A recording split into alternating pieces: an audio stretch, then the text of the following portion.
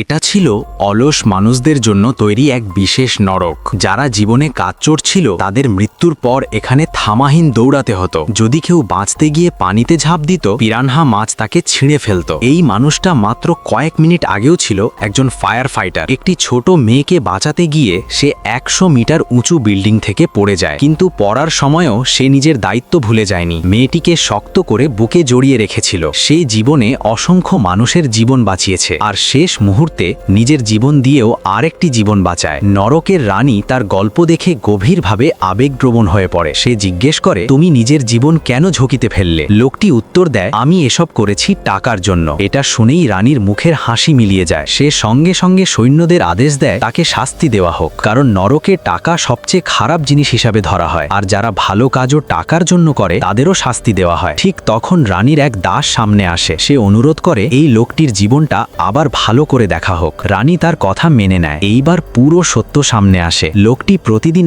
একসাথে 5টা কাজ করত। দিনে সে ফায়ার ফাইটার, রাতে হোটেলে কাজ করত, তারপর রাত গভীরে ডেলিভারি দিত, পাবলিক টয়লেট পরিষ্কার করত, আর পুরো রাত গাড়ি চালিয়ে মানুষ পৌঁছে দিত। সে প্রতিদিন মাত্র 4 ঘন্টা ঘুমাতো। সে এসব করত একটাই কারণে, তার মা খুব অসুস্থ ছিল। তার চিকিৎসার জন্য টাকা জোগাড় করতেই সে এত কষ্ট করছিল। সবকিছু জানার পর রানী বুঝতে পারে টাকা তার লোভ ছিল না, এটাই ছিল তার মাকে বাঁচানোর শেষ আশা। তাই রানী সঙ্গে সঙ্গে তার শাস্তি বাতিল করে তাকে মুক্ত করে দেয়।